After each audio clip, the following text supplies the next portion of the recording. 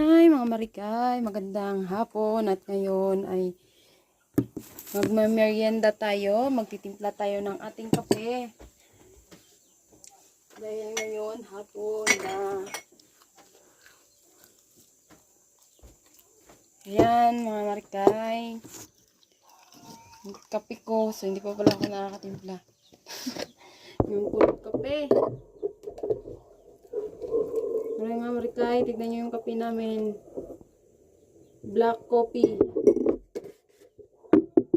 Sa iba dyan na umiinom ng kape, shout out naman.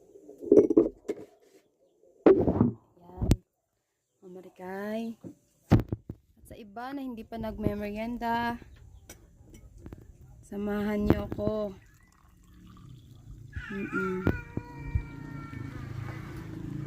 Katugan yung